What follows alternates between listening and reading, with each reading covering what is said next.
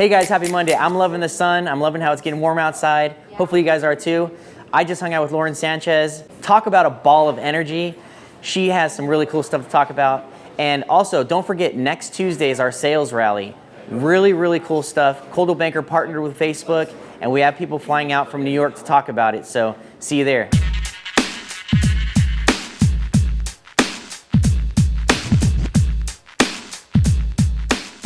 What's up, Loren Sanchez? Hi, how are you? I'm good. 3 years in the business. 3 years in the business. And you're probably one of the most aggressive, ambitious agents in our company. Thanks. As far as, I have a timer, I have goals, I gotta meet this, sure. I can't talk to you, get out of my face, I need to make calls, I need to do this, which is inspiring to me. You have a marketing background, you have a real estate assistant background, you've learned from some of the best in the game. Mm-hmm. You're being coached by Tom Ferry, mm-hmm. You're extremely hungry. Mm-hmm.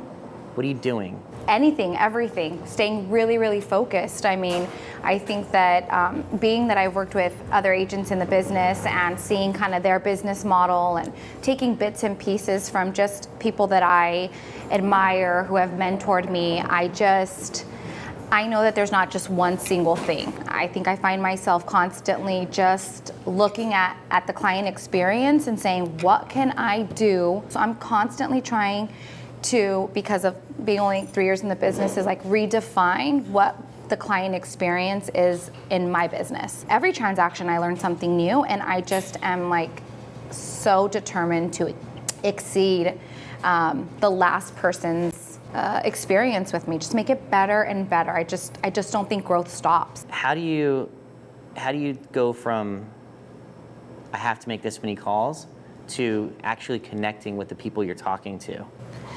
So, how do I explain that? You know what I'm saying? Yeah. Because it's one thing to be, I need to do this, but then there's another part of the business where you have to love people. But I think that when the results happen, right? When you get the phone call and you get the referral, I mean, that's what drives you mm-hmm. to continue doing that. And then being able to come home and, just the growth that my family and I have seen from the trust that these people have given me. My husband and I are both self-employed. So we're both hustling every day. We have huge goals and we have a lot of growth that we want. So that pushes me every single day. So like the calls and stuff, it's my coach tells me it's like, you're either going to be tired and broke or you're going to be tired and be successful. So, and my success is that that the phone rings and that I've been referred, or I get a text message or an Instagram DM of somebody who's like, I've been watching you, or so-and-so referred me to you. And that to me is like, making the calls and telling people about what I can offer them, it's a no-brainer. It's just easy. So talk to me about, you've been in the business for 3 years, or yes. Not in the business, you've been selling for 3 years, because you've been in the business a long time. Yeah. But year one, yeah.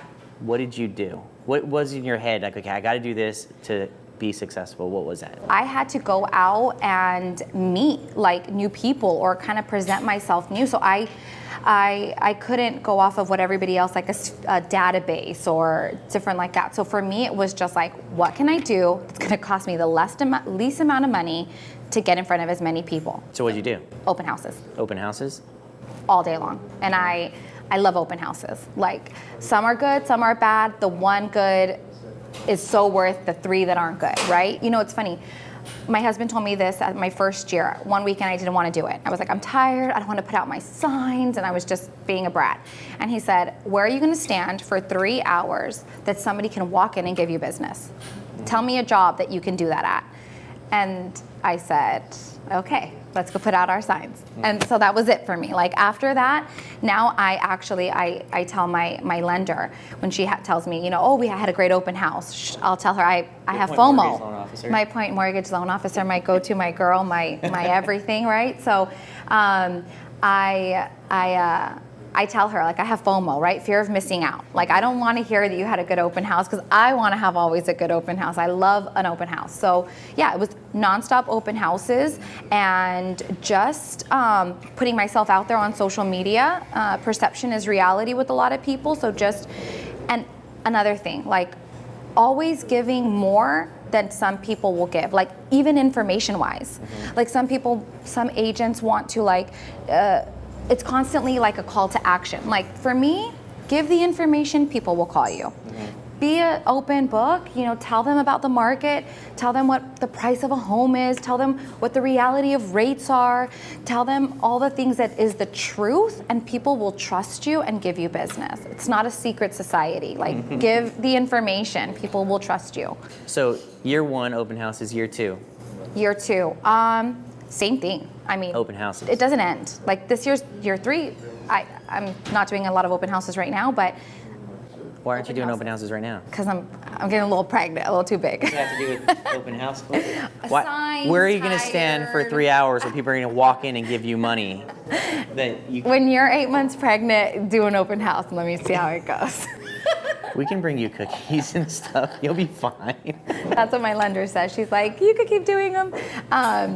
No, but same thing. But now more than ever, it's just, it's all about clients for me right now, like sphere of influence. So like people that I know, just letting them know that I'm here to serve them, that if they have questions, that if there's anything, that even if they just want to just figure out the loan process. I have so many people who just take a meeting about how can they, buy in a year. Say they're not ready. Like it's just setting up a plan for people, getting them ready.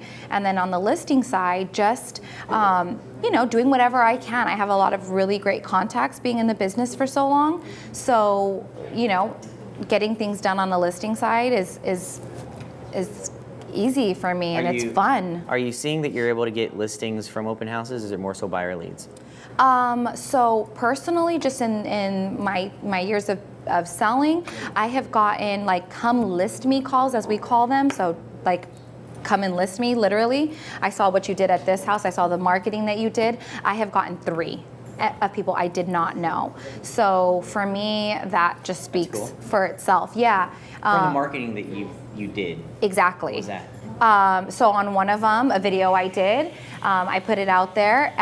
We did it with Coldwell Bank. I did it with Coldwell Banker, and I sent out a email to the surrounding neighbors, and I got a call, and it said, "I want to sell my house." An email. And so I sent out, this is on the market. Or actually, I did it when it was an escrow. I said, I kind of like listed my success, right, of what happened, how fast I got it into escrow. I attached the video because I really wanted to make sure that they knew, I knew the neighborhood, and I was going to make that neighborhood shine. And I did it through the video. And so when they saw that, I got the come list me from that. Very cool. Yeah.